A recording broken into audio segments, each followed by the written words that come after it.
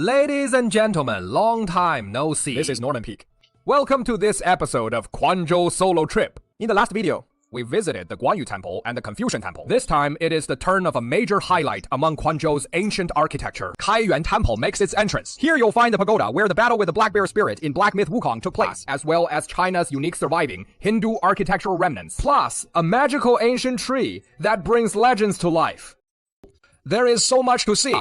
Let's dive right into the topic. Kaiyuan Temple is located on West Street, the busiest area in Quanzhou. It is one of the most famous and largest ancient structures in Quanzhou. Originally built in the second year of the Gong era, during the Tang It was Dynasty, first named the Lotus Temple and renamed the Kaiyuan Temple in the 26th year of the Kaiyuan era. If you often watch shows about ancient architecture or our channel, you might have noticed. Why are there so many temples across the country called Kaiyuan Temple? This is because Emperor Xuanzang of Tang, to show his devotion to Buddhism, ordered the construction of a Kaiyuan Temple in every prefecture. Now, as for Fujian, this place, as we mentioned the last time, is far from the emperor's reach. Basically goes by the motto, I don't care about this or that. When the emperor's order came, they just changed the name of Lotus Temple and considered it as building Kaiyuan Temple. Not surprisingly, Quanzhou's Guanyu Temple was originally a water god temple, but was hastily converted to worship Guanyu to meet Zhu Yuanzhang's and the order. Kaiyuan Temple in Zhengding, Hebei we talked about before was originally named the Jingguan Temple, also in the 26th year of the Kaiyuan era. Had its name changed last minute to meet the quota. Throughout history, from south to north workplace, slackers. Who says only modern people like to lie flat? After that, Kaiyuan Temple went through multiple damages and expansions. By the Yuan dynasty, it had become a gathering place for various Buddhist sects, big and small from all around. It is said that, at one point, over 120 temples were stationed here. This is why Quanzhou is a city of free belief where you can hang little angels at a Confucian temple entrance. Otherwise, with so many Buddhist sects living together, just the debates could go on for ages. Then, in the 22nd year of the Zhiyuan era, the court waved its hand. Seeing you temples get along so well, right? Let's just merge them into one big temple. It'll be easier to manage that way. And name it the Great Kaiyuan Longevity Zen Temple. This made Kaiyuan Temple in the Yuan dynasty a super temple combining 100 temples, where 1,000 monks could reside together. Wow! The Wuda-Oku United University. But unfortunately, towards the end of the Yuan dynasty, Kaiyuan Temple was once again destroyed by war and chaos. After the Ming dynasty, it underwent continuous renovations, gradually forming its current layout. The most famous architecture in Kaiyuan Temple is undoubtedly the two tall and majestic Song dynasty-style wooden structures, the octagonal 5-story stone pagodas. They stand on both sides of Kaiyuan Temple, forming a triad pattern with the main hall, the Mahavira Hall. The eastern pagoda, Zhenguo Pagoda, was first built during the Tang Xiangtang period, while the western pagoda, Renshou Pagoda, was constructed in the second year of Liang Zhenming during the Five Dynasties period. Both pagodas were initially wooden structures, but were later destroyed by fire and then rebuilt during the southern Song dynasty, using local granite to become what they are today. They are among the tallest and largest existing stone pagodas in China, and also represent an important transition and attempt from wooden pagodas to brick and stone pagodas in China. Both pagodas exhibit typical architectural styles of the Song dynasty, with a relaxed and grand structure. Song dynasty buildings generally have an elegant charm, looking so comfortable and pleasant. No matter how you photograph them, they look good. Even more rare is that these two pagodas have withstood over 1,000 years of history, surviving at least 2 major earthquakes, and still standing firm without falling. The rigorous mechanical structure behind them is equally admirable. But the biggest highlight of the twin pagodas must be the series of exquisite relief art on the pagoda bodies. The two pagodas together feature 106 statues carved on them, with many more Jataka tales and images of flowers, birds, and beasts on the pedestal. The carvings are rich in form and vividly interesting, showcasing the extremely high level of craftsmanship at that time. For instance, take the corner tower supporting warriors, a staple role in ancient sculptures. Here, at the twin pagodas of Kaiyuan Temple, each one is unique, especially at the foot of the western pagoda. This whistling warrior has now become a huge internet sensation. Supporting a 10,000-ton stone pagoda, he still calmly places his finger in his mouth and blows a whistle. We gotta say, he's absolutely nailing the chill vibe, alright? Slacking off at work feels great. Slacking off at work. Of course, some folks with no chill said, it doesn't look like he is whistling, more like cracking sunflower seeds. Seriously, who comes up with this stuff? Now, the more I look, the more I see it. Such a high-quality ancient structure. It has been getting some buzz lately. In black myth, Wukong, that tower in the final boss fight against the black bear spirit in the first level is actually based on the East Pagoda, Zhenguo Pagoda. This time, I specifically brought the black bear spirit and the local earth deity for a little pilgrimage tour. 大圣，不小圣，小圣饶命，小圣饶命！不怪说的道不假，借再多的胆子，他也绝技不敢自己谋害大圣。 Actually, the connection between the Kaiyuan Temple twin pagodas and Journey to the West goes way beyond the black myth. On the fourth floor of the West Pagoda, Renshou Pagoda, there is a sculpture that is kinda hard to see from below. And boom, it is our Monkey King. even with a little master tongue carved in the top right corner. And get this, there is also a carving on the East Pagoda, Zhengguo Pagoda. That looks like Tang Sang Sang taming a little figure with a monkey head. Wait, hold up. Isn't this pagoda from the Song dynasty? How could there be a Sunday Wukong? Well, fake ancient structures are exposing themselves. First, the Ranshou Pagoda. Now, the Zhengguo Pagoda. Fake ancient structures. My ass. Listen, obviously, that is not the case. What many people don't know is, Journey to the West is actually a work of fan creation spanning 1,000 years.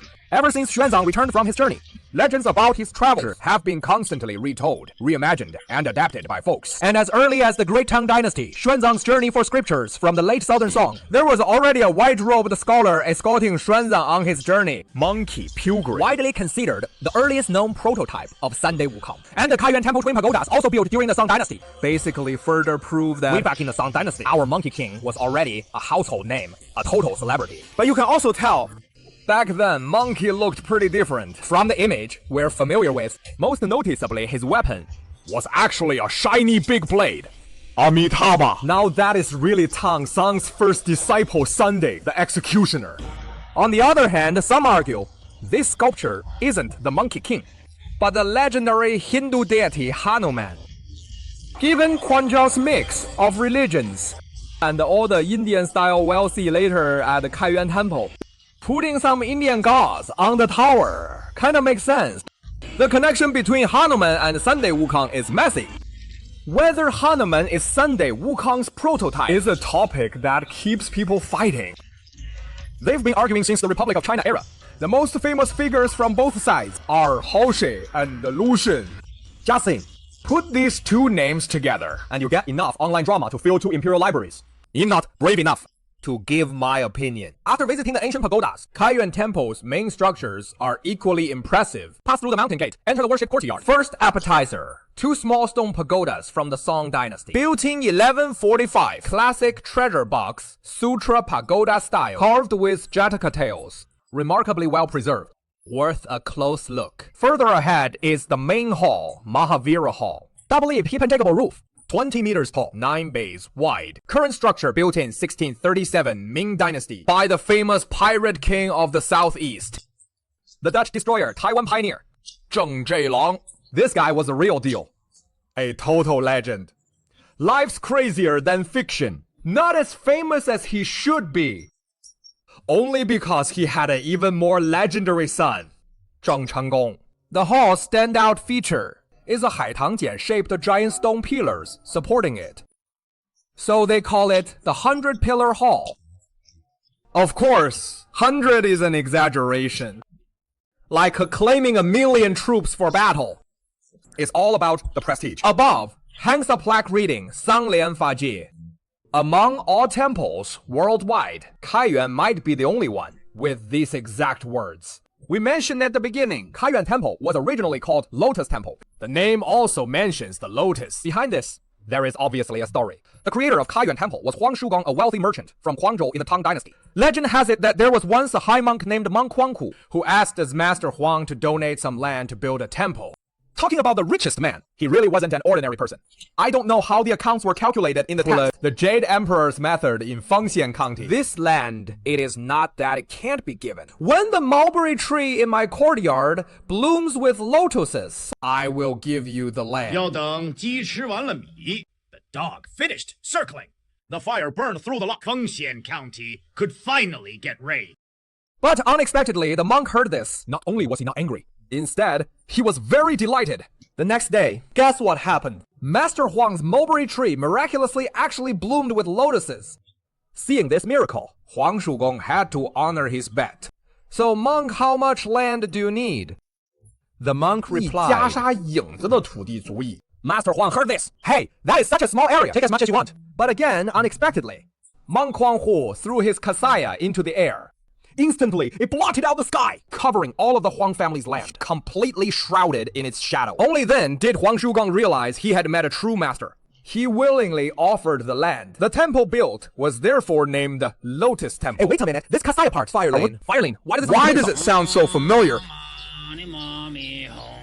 Mommy home.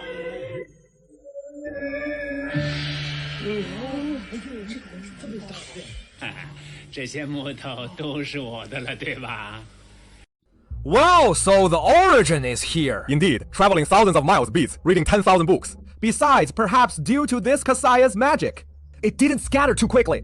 After Kaiyuan Temple was built, it is said people often witness around The spectacular phenomenon of purple clouds covering the sky the appear. words "purple clouds" on the plaque at the entrance of today's Kaiyuan Temple are And derived because from of this, the Mahavira Hall of Kaiyuan Temple has another name. The Hall of Purple Clouds. At this moment, don't rush into the Mahavira Hall just yet. First, take a look at its terrace. There is a row of relief sculptures in the waist part of the Sumeru pedestal. If you are not careful, it is easy to overlook them. These reliefs have very unique shapes. They actually resemble the ancient Egyptian sphinxes. Hey, that can't be right. How could there be sphinxes in ancient Chinese architecture? Obviously, someone who doesn't know what they're doing created these during recent repairs.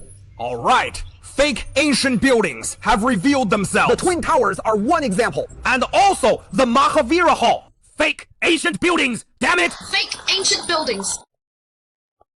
Well, of course, it's not like that. This terrace has quite an interesting background. What makes Quanzhou's ancient city unique is mainly due to its characteristics as a maritime merchant city. IT gathered countless religious buildings from all over the world within one city. Faiths that once took root in Quanzhou's history were far more than just Buddhism and Taoism. They even extended beyond Christianity and Islam. There was also Hinduism, rarely seen in other parts of China. According to historical records, Quanzhou once had at least 2 Hindu temples.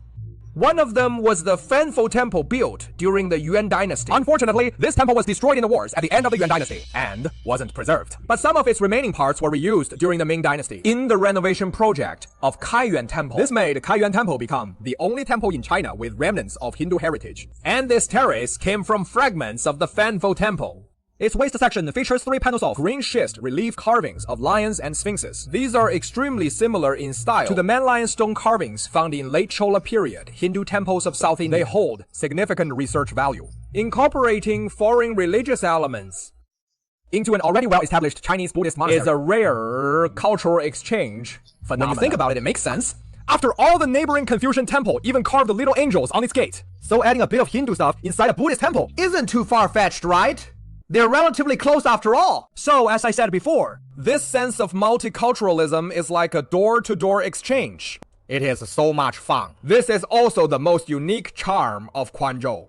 5 square Buddha statues are enshrined in the interior of the Hall of the Great Hero, Dharma Solemn. It is one of the few and even the only monastery in the south dedicated to the Tantric Faifan Buddha. But the biggest attraction in the hall, there is no doubt that it has to be the 24 Jialing Panga wood carvings on its humanoid shape with wings. Embracing the 4 treasures of the study and various musical instruments, the shape is exquisite and very. The so-called Jialing Panga is a sacred bird in Buddhism, commonly known as Miao Yin bird. Legend has it that its voice is extremely beautiful and moving. In all kinds of stone murals are very common. In a broad sense, in the folk custom to put this wonderful sound bird classified into our familiar flying sky. But in fact, from the source, there are some subtle differences between Miao Yin bird and Fujian. It is a really subtle difference. Is what you said the specific difference? If there is. Are you awake? At this time, if you look closely, you will find that these 24 statues are divided into 2 different wings. The more mainstream argument, think it is bird, feather wings, and bat wings, respectively represent 100 days and night. But there are also studies that suggest these so-called bat wings are actually flame wings. It is similar to the Persian religion, the influence of flame worship, and the formation of modeling. But whether it is bats or flames, this kind of wing is unique in the whole country. In addition, the instrument in the statue's hand is not a common combination of flying instruments. Instead, they added a lot of local traditional southern instruments. It can be seen that Quanzhou does not believe any foreign monks can chant sutras. What happened to your Indian bird? When we get here, we have to sing our local tunes.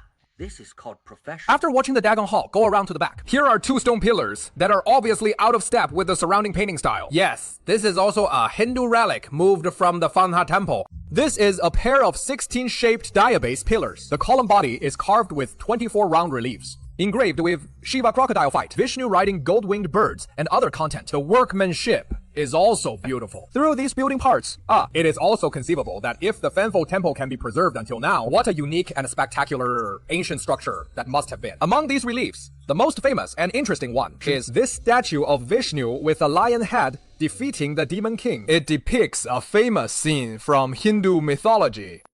Legend has it that, a long time ago, there was a powerful demon king named Hiranyakashipu who tyrannically ruled the world. Even the gods were helpless against him. Only because, before his corruption, Hiranyakashipu had spent countless years in severe penance, thus receiving from Lord Brahma a ridiculously exaggerated boon. I've seen many buffs in mythology, but I think Hiranyakashipu's takes the cake. Hiranyakashipu could not be killed by man, Not by beast. Not by day. Not by night. Not indoors. not in the sky, Not on earth. And not by any weapon either. Wow, he really stacked those buffs perfectly. With such invincibility, Hiranyakashipu was undefeatable, bringing endless disaster to the world. But the demon king son Prahlad was kind-hearted, devoutly praying to Lord Vishnu. Hiranyakashipu flew into a rage upon learning this. He confronted his son. You worship Vishnu. Then, where is this Vishnu? Prahlad answered, Vishnu is everywhere. Hearing this, Hiranyakashipu laughed mockingly. Then is Vishnu also in the pillars of my palace? Hey, if you got gods, make him come out of the pillar. Make him fight me. Can he? Can he? With a thunderous roar, The palace pillar shattered. Vishnu emerged in his lion-headed form, battling Hiranyakashipu. They fought until dusk. Vishnu dragged Hiranyakashipu to the palace entrance, pinning the demon king on his knee, driving sharp claws into his chest. At that moment, Vishnu was neither man nor beast nor god. The time was neither day nor night. Golden bed is not inside the house, is he outside, but right at the door. Not in the sky, not underground, but on the knee. What stabbed him wasn't a weapon but a fingernail. All buffs failed to trigger, and just like that he was torn to shreds by an enraged Vishnu. Gotta say, this golden bed is quite the legendary figure. Somehow managing to embody Hanxin Weiyan and Shangyang all by himself. The most thrilling part of the story. And honestly, that is a skill in itself. Behind the Mahavira Hall, there is also a sweet dew ordination altar, another treasure. The ordination altar is a classic structure of the Vinaya school of Buddhism, a place where ancient monks held grand ceremonies for ordination. Since building an ordination altar required high status for temples, and after the Song dynasty, the Chan school of Buddhism dominated. Ordination altar structures nearly vanished. So now the only remaining high standard ordination altars are just at Quanzhou Kaiyuan Temple and Beijing Jietai Temple.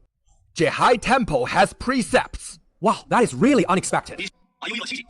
The main structure of the Sweet Dew ordination altar was rebuilt in the Qing dynasty, with its Sumeru pedestal stone altar being a relic from the Song dynasty. 5 layers of Thousand Buddha, lotus topped thrones by a Ming dynasty wooden statue of Vairocana Buddha. The structure uses a beamless design, octagonal circular caisson ceilings, intricate and complex in construction, and highly consistent with ancient Buddhist technical regulations. A precious physical evidence in the history of Buddhist architecture. Actually, this ordination altar, if you could view it from above, would be ideal. Its shape is incredibly beautiful. But it seems drones aren't allowed at Kaiyuan Temple. At the top of the ordination altar, on the column heads, and between brackets, there are also decorations of flying celestial musicians. Their forms differ from the divine birds in the Mahavira These Hall. are the familiar flying apsaras with flowing ribbons. See, this is why Kaiyuan Temple is so impressive. Even the Buddhist bands have so many varied designs. Finally, there is one more major highlight at Kaiyuan Temple worth mentioning. Remember that story we mentioned earlier about the mulberry tree bearing lotus flowers? The mulberry tree from that tale.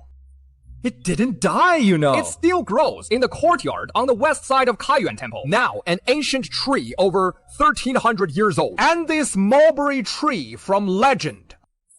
It is really something. It was struck by lightning in 1925, broke into 3 pieces. But the broken parts didn't die. They took root right there. The tree endured the thunder's trial. Yet 1 tree became 3. Isn't that amazing? But wait, there is more. Because last year, yes, just last January, something even crazier happened. This ancient tree, over 1,300 years old, it actually grew 3 little mulberries. Oh my goodness! An old tree acting young again. They say many monks from the temple came to take pictures and remember, because they'd never seen it bear fruit before. Isn't that incredible? And yet, there is even more. That same year after bearing fruit, it seemed like it wasn't enough. It went even bigger. Showed everyone, right then, what a sweet magic a mulberry can do. 什么他妈的叫惊喜？ Last April when it was humid, this old tree sprouted white mushrooms. Clustered together in bunches. From a distance, they looked just like white petals. It made the local news last year. So you see, maybe Mr. Huang's story wasn't made up after all. These mushrooms we see now might be the encore of a tale from over 1300 years ago. Isn't that wild? But still not the end. Because this year, Yes, this year, the old tree did it all over again. Last year, we thought it was a once-in-a-lifetime sight. Now it is like a regular show. I don't even know what to say. A magical tree like this, better see it while you can. At this rate, in another 1,000 years, just imagine what it'll do. These 3 trees cultivated into human form and ran away. it doesn't seem entirely impossible though. Alright, that wraps up everything for this video. Hope this helps with your gameplay.